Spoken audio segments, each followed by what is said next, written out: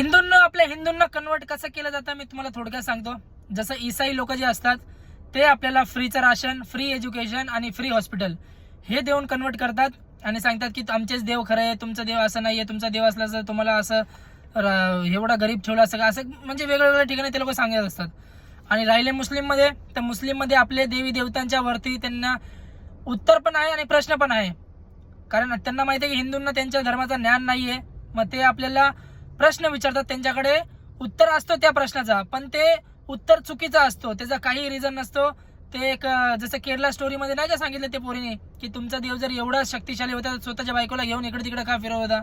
म्हणजे असे अनेक आहे जे आपल्याला ज्ञान नसल्यामुळे आपण त्यात हळूहळू आपण पण विचार करतो की हा हे तर त्यांनी खरं गोष्ट बोलले, पण ह्या पाठी पण आपले धर्मामध्ये रिझन असतात, ग्रंथामध्ये कथा असते, ते आपल्याला माहिती नसते, म्हणून आपण हळूहळू ह्याच्यात कन्वर्ट होऊन जातो.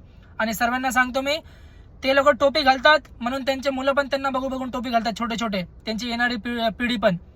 आपण टीका लावणार तर आपली येणारी पिढी पण टीका लावायची सुरुवात करेल, म्हणून टीका आपण लावत चला हिंदूंनो, हीच विनंती